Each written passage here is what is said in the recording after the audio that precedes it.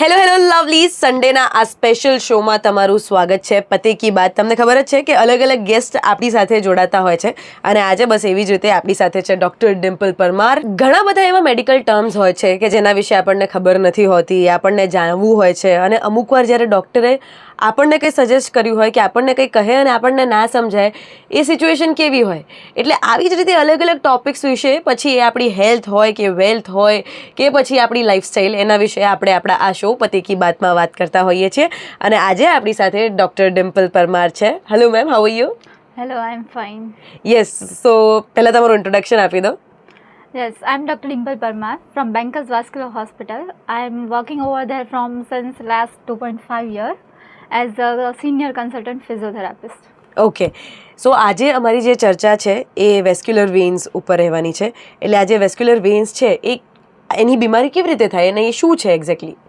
હવે નોર્મલી જે varicose Wien છે ને એક કોસ્મેટિક કન્સર્ન છે કે પેશન્ટ્સના પગ ઉપર જે બધી વેઇન્સ દેખાતી હોય એના લીધે થઈને પેશન્ટનું કન્સર્ન વધારે હોય છે. અને સેકન્ડલી વેરિકોઝ વેઇનમાં કેવું થાય કે નોર્મલી આપણા હાર્ટનું ફંક્શન શું હોય છે કે હાર્ટ જે પ્યોરિફાઈ બ્લડ હોય છે એ આપણા બધા પાર્ટ્સ હોય છે, બોડી પાર્ટ્સ અને ઓર્ગન્સ છે ત્યાં સુધી સપ્લાય કરવાનું કામ કરે છે. અને જે બોડી પાર્ટ્સથી જે બધું અનપ્યોરિફાઈ બ્લડ એ બધું ત્યાંથી ફરી હાર્ટ તરફ જતું હોય છે, જે આપણી શીરા લઈ જતી હોય છે. હવે આ જે શીરાઓનું જે કામ હોય છે જેને આપણે વેઇન્સ કહીએ છીએ તે જ્યાં જોડાય ત્યાં એક વાલ ફંક્શન એવી રીતે કરતા હોય છે કે જે બ્લડ આખું ઉપર જાય અને ફરીથી બેકફ્લો ના મારવા દે.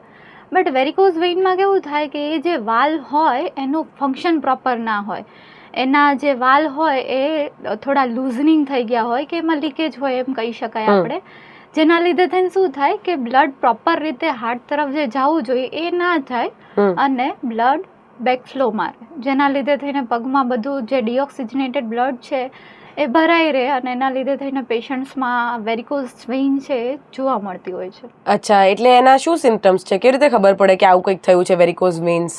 યસ, હવે વેરિકોઝ વેઇનના સિમ્ટમ્સની વાત કરીએ તો બેઝિકલી વેરિકોઝ વેઇનના સિમ્ટમ્સને બેમાં આપણે ડિવાઈડ કરી શકીએ છીએ, જેમાં ફર્સ્ટ છે કે સ્કિન રિલેટેડ ઇશ્યુ.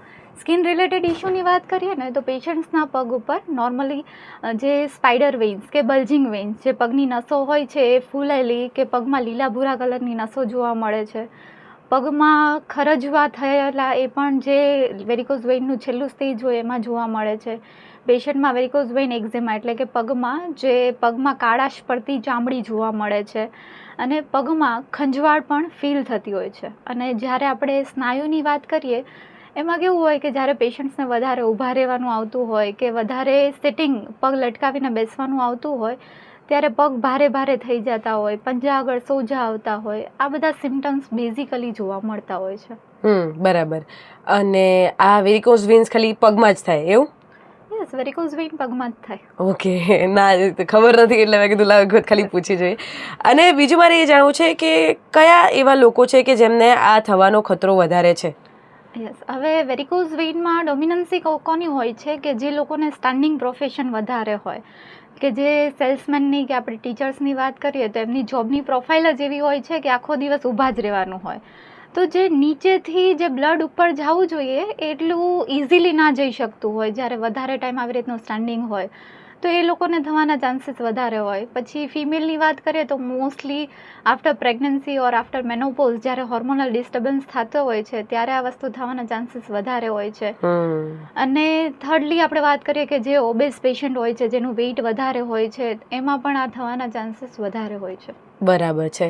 અને અર્લી સિમ્ટમ્સ શું છે? આઈડેન્ટિફાઈ કેવી રીતે કરવું આવું કંઈ થયું હોય તો?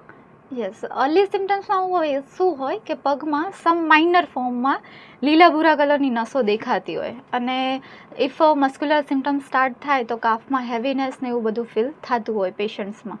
Okay, correct. શું હવે તો ટ્રીટમેન્ટ કેવી રીતે થતી હોય છે આ વેરિકોઝ વેઇન્સની? યસ, ફર્સ્ટલી કે વેરિકોઝ વેઇન ઇફ આવી રીતે કોઈ પેશન્ટ્સને ફીલ થાય છે તો ફર્સ્ટ થિંગ કે એને કલર ડોપલર કરીને રિપોર્ટ આવે છે. એ રિપોર્ટ કરીને પહેલાં તો જોવું પડે પગમાં કે કેવી રીતનું કન્ડિશન છે, જે વાલમાંથી જે રિફ્લક્સ આવી રહ્યો છે એ કેટલા પ્રમાણમાં છે એ બધું જાણીને પછી એની ટ્રીટમેન્ટ કરવામાં આવે છે. અત્યારની ટ્રીટમેન્ટની વાત કરીએ તો પરમનન્ટ ટ્રીટમેન્ટમાં અત્યારે બે છે, એક લેઝરથી ટ્રીટમેન્ટ થાય છે અને સેકન્ડ વન એડવાન્સ ટ્રીટમેન્ટ છે વિનાસિલ ગ્લુ એમ્બોલાઇઝેશન. એનાથી ટ્રીટમેન્ટ થાય છે. એમાં શું હોય? ઓકે, આ બંને જે ટ્રીટમેન્ટ છે એનાથી શું થાય કે આ જે વાલ છે જેમાં આવી રીતનું લૂઝનિંગ થયા છે કે લીકેજ આવ્યું છે એને અંદરથી એને બંધ કરવામાં આવે છે, જેનાથી જે પગમાં લોહી ભરાઈ રહી છે અનપ્યોરિફાઈ એ લોહી ભરાવાનું બંધ થઈ જાય છે અને પગમાં જે બધા સિમ્ટમ્સ પેશન્ટ્સને ફીલ થાય છે એનાથી પણ બહાર નીકળી શકે છે. ઓકે.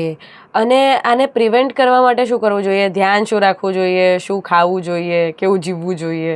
યસ, હવે પ્રિવેન્ટની વાત કરીએ ને તો બેઝિકલી કેવું હોય કે જે લોકોનું વધારે લાઈફસ્ટાઈલમાં ઊભા રહેવાનું કે બેસવાનું કેવી રીતે વધારે આવતું હોય તો એ લોકોને લાઈફસ્ટાઈલ મોડિફિકેશન સમ રાખવું જોઈએ કે ચલો આટલું ઊભા રહ્યા છો તો એના પછી સમ વોક લઈ લે કે થોડી વાર બેસી જાય, એવું કરી શકે છે. કે અમુક જે અર્લી સ્ટેજીસ હોય વેરિકોઝ વેઇનના કે જેમાં સમ વેઇન્સ જ એવી રીતની દેખાય છે પગમાં, તો એમાં સમ યોગાસ છે, પછી ફિઝિયોથેરાપી એક્સરસાઇઝીસ છે, એ બધું કરીને તમે એને પ્રિવેન્ટ કરી શકો છો સારી રીતે. Okay, great. બીજું કંઈ કહેવું છે તમારા લિસનર્સને? ના, બસ. Okay, thank you.